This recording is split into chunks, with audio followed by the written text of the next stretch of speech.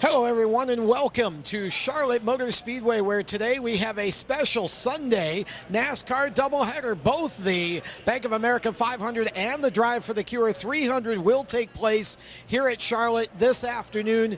Tom Baker, Jacob Seelman, James Pike, and Rence Brown with you from the Performance Motorsports Network and Race Chaser Online. And guys, we've got a lot of racing to do today, and we basically had no qualifying. Jacob, talk a little bit about how you think this is going to play into the early stages of the race, given that we lined up everything by points. Oh boy, oh well, we didn't line up the Cuppers by points. Keep in mind, they got qualifying in on Thursday night. That's right, they did pole night. As far as the Xfinity race that'll be later this afternoon, we are lined up by points, which means you'll have the 18, the 2, the guys, the rotator cars as we call them, up in the front, along with your points guys, Elliott Sadler, Daniel Suarez, and those guys. As far as the Cup race, though, this is going to be a very fun little ball game. You've got Kevin Harvick on the pole, you've got Alex Bowman to the outside, so veteran presence, rookie presence. Bowman has been so impressive. I know he didn't get the track time, but they worked on a little bit of race trim during practice on Friday,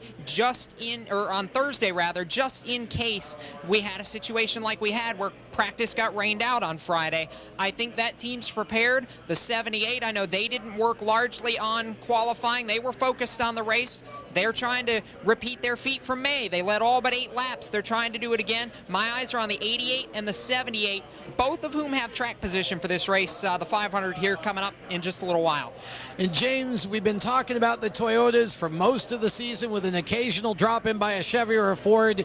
Here at Charlotte this weekend, it looks like the Chevrolets are back, and it looks like they're ready to really contend. Almost all of Hendrick Motorsports very strong, and Jacob mentioned Alex Bowman. Looks like the Chevrolets are going to be tough to contend with in both races today.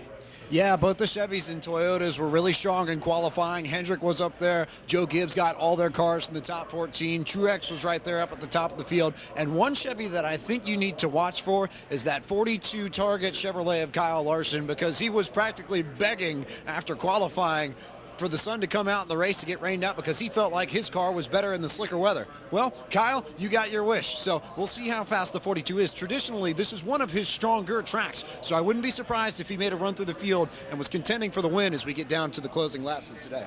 I'll add to that, the problem is, yes, Larson's traditionally fast. Yes, he loves this track when it's sunshine like it was here. Keep in mind, we ran this race in the daytime on a Sunday last year as well because of the rain. Problem is, though, Larson was terrible in qualifying on Thursday night. 25th, he was out in round 1. He's got a long way to come during the day. Yes, it's easier to pass, but Charlotte's still notorious for being a track that's not always easiest to work traffic. Kyle has struggled with that somewhat when he started back in the field this year. I'm not convinced, James, that it's going to be quite that easy for Team 42 today. This is what Larson wished for, though, after his qualifying run on Thursday night. He said he hopes it rains out and has to be run on Sunday afternoon. Feels like the track's got a better chance to be a 2-groove racetrack.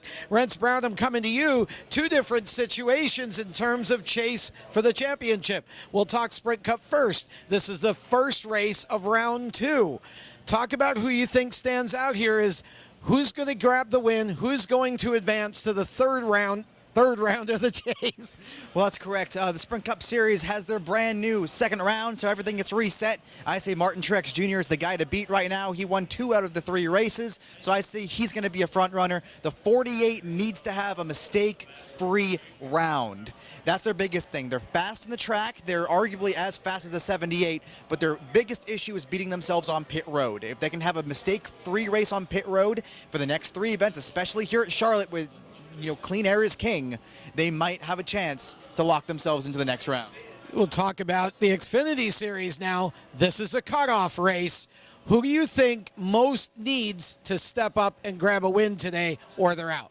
Eric Jones. Eric Jones has been the front runner for most of the Xfinity Series season. He's been the guy that everyone said is the guy with the bulletproof vest on, but right now Eric Jones is showing some cracks. So the biggest thing for Eric Jones right now is he needs to show consistency, perfection, and don't beat himself. That's the biggest thing that you can do, is beat yourself here at a racetrack like Charlotte, where, again, clean air is king. If you get behind the 8 ball, you might find yourself out of the next round. Okay, Jacob Seelman, Any final thoughts? What should we be looking for today in both races? Two things. Number one, I absolutely disagree with Rentz's point. Ty Dillon is the man that needs to win today. Eric Jones can pull out a top 5. He doesn't have to beat himself. He doesn't have to stress. He can go top 5. Ty has to win. I know they're about the same on points, but that 3 car hasn't had the speed that the 20 has, and I don't think those, the RCR teams are in trouble right now in this chase. Other than Brendan Gaughan, Brandon Jones is in a world of hurt. He has to win or he's out. But Ty Dillon, even though he's only 3 points out, that team's in the same boat. They're missing something, and they need to find it quick before round number 2. On the Cup side, it's simple. It's a whole new ball game, but the last 2 years, we've seen scraps, we've seen scuffles, we've seen fights.